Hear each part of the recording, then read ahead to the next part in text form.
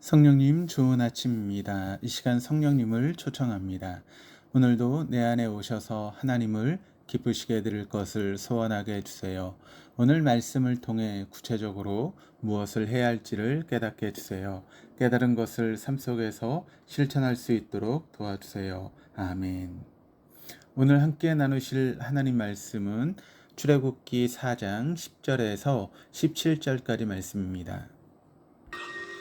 오 주여, 나는 본래 말을 잘 하지 못하는 자니이다.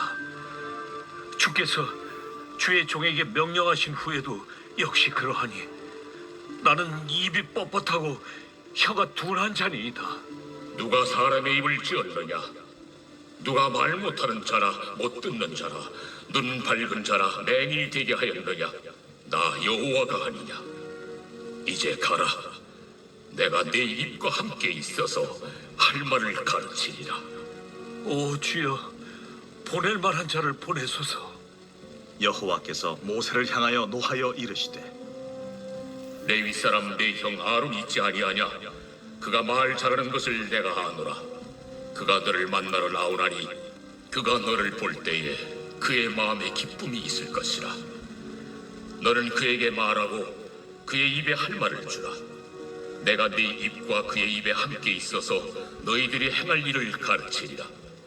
그가 너를 대신하여 백성에게 말할 것이니 그는 네 입을 대신할 것이요 너는 그에게 하나님같이 되리라. 너는 이 지팡이를 손에 잡고 이것으로 이적을 행할지니라. 미디안 광야에서 40년의 세월을 보낸 80세의 모세는 하나님의 산 호렙에서 하나님의 부르심을 받았습니다. 불이 붙었으나 불타지 않는 떨기나무 가운데서 생생한 하나님 음성을 들었음에도 모세는 거듭 이런저런 이유로 앞세워 그 부르심에 순종하기를 주저합니다. 10절입니다. 모세가 여호와께 아뢰되 오 주여, 나는 본래 말을 잘하지 못하는 자니이다. 주께서 주의 종에게 명령하신 후에도 역시 그러하니 나는 입이 뻣뻣하고 혀가 둔한 자니이다. 모세는 여호와 하나님을 향해 주님이라고 부르면서도 정작 이를 의심하게 하는 말을 이어갔습니다. 주님의 특별한 부르심 앞에 그는 본래 자신은 말을 잘하지 못하며 지금도 입과 혀가 뻣뻣하고 둔한 사람이다 라고 대답했습니다. 하나님 모세의 말에 반문하셨습니다. 11절입니다. 여호와께서 그에게 이르시되 누가 사람의 입을 지었느냐? 누가 말 못하는 자나 못 듣는 자나 눈 밝은 자나 맹인이 되게 하였느냐? 나 여호와가 아니냐? 하나님 모세에게 다시금 자신의 존재를 각인시켰습니다. 하나님은 스스로 자신의 전지전능을 소개하며 그를 깨달음의 자리로 이끄셨습니다. 하나님의 부르심 앞에 우리 역시 때때로 이런저런 이유를 제시하며 주저할 때가 있습니다. 저 또한 이런 때가 있었습니다. 이때 우리가 기억해야 할 것은 하나님의 우리를 부르시는 목적입니다. 하나님은 결코 우리의 힘과 능력이 필요하므로 우리를 부르시는 것이 아닙니다. 전지전능하신 하나님께서 우리를 부르신 이유는 분명합니다. 우리가 하나님의 그 힘과 능력을 힘있게 하여서 세상과 하나님과의 연결고리로서 은혜의 통로로 우리를 사용하시기 위함입니다. 하나님은 모세에게 곧장 이렇게 명하셨습니다. 12절입니다. 이제 가라. 내가 내 입과 함께 있어서 할 말을 가르치리라. 원어를 보면 now go, 당장 가라라고 되어 있습니다. 그러니까 그 부르심 앞에 하나님께서 우리에게 기대하시는 바가 무엇인지를 깨닫게 됩니다. 이는 즉각적인 순종입니다. 그럴듯한 상황과 환경, 처지 등등의 그 어떤 이유도 하나님의 부르심보다 우선이 될 수는 없습니다. 하나님께서는 모세에게 조건 없는 명령만을 전하지 않으셨습니다. 이에 합당한 약속도 함께 전하셨습니다. 12절입니다. 이제 가라. 내가 내 입과 함께 있어서 할 말을 가르치리라. 하나님은 모세를 홀로 보내는 것이 아닌 그와 함께 해주시겠다라고 약속하셨습니다. 또 그에게 무엇을 말해야 할지를 가르쳐 주시겠다라고 약속하셨습니다. 하나님은 그 부르심 앞에 주저하는 모세에게 여러 차례 함께 해주시겠다라고 말씀하셨습니다. 출애굽기 3장 11절 12절 말씀을 보시면 모세가 하나님께 아뢰되 내가 누구이기에 바로에게 가며 이스라엘 자손을 애굽에서 인도하여 내리이까 하나님이 이르시되 내가 반드시 너와 함께 있으리라. 내가 그 백성을 애굽에서 인도하여 낸 후에 너희가 이 산에서 하나님을 섬기리니 이것이 내가 너를 보낸 증거니라. 내가 반드시 너와 함께 있으리라. 하나님께서 이미 모세에게 반드시 함께 해주시겠다고 약속하셨습니다. 이후에도 함께 하시겠다고 거듭 약속하셨습니다. 그런데도 발을 떼지 못하고 주저하고 있는 이유는 무엇이었는지 함께 생각해 보아야 할 것입니다. 한 번쯤은 길에서 아주 작은 강아지가 자신보다 큰 날카로운 이빨을 가진 개를 보고 으르렁거리며 달려들려는 모습을 아마 보셨을 것입니다. 그 작은 애완견이 이처럼 행동할 수 있는 이유는 분명합니다. 자신과 비교할 수 없을 정도로 큰 능력을 지닌 주인이 자신의 목줄을 잡고 함께하고 있기 때문입니다. 그 주인과 함께하지 않았다면 그 강아지는 아마도 먼 발치에서 큰 개를 보고는 뒷걸음질을 쳤을 것입니다. 하나님의 거듭된 약속이 있었음에도 계속된 모세의 반응은 상당히 실망스럽습니다. 그는 또 하나님께서 그의 숨겨온 진심을 토설했습니다. 13절입니다. 모세가 이르되 오 주여 보낼 만한 자를 보내소서. 모세는 계속해서 여호와 하나님을 주님이라고 부르지만 그의 말과 행동은 어김없이 이에 반했습니다. 그는 자신이 아닌 다른 사람을 보내줄 것을 요청했습니다.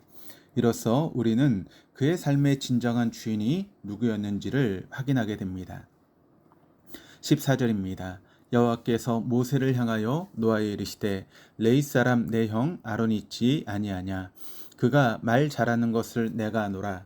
그가 너를 만나러 나오나니 그가 너를 볼 때 그의 마음에 기쁨이 있을 것이라. 결국 하나님은 모세를 향해 노하셨습니다. 그런데도 그를 벌하지는 않으셨습니다. 하나님은 끝까지 그를 포기하지 않으시고 그간 잊고 지냈던 그 형 아론을 떠올리게 하셨습니다.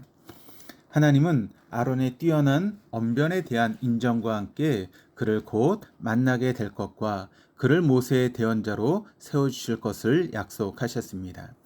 이후에 하나님은 실제로 아론을 준비시켜 모세에게로 이끌어 가셨습니다. 15절 16절입니다. 너는 그에게 말하고 그의 입에 할 말을 주라. 내가 내 입과 그의 입에 함께 있어서 너희들이 행할 일을 가르치리라. 그가 너를 대신하여 백성에게 말할 것이니 그는 내 입을 대신할 것이요 너는 그에게 하나님과 같이 되리라. 하나님은 모세에게 아론이 해야 될 말을 전하도록 말씀하시면서 이제는 모세의 입과 아론의 입에 함께 하시겠다고 약속하셨습니다.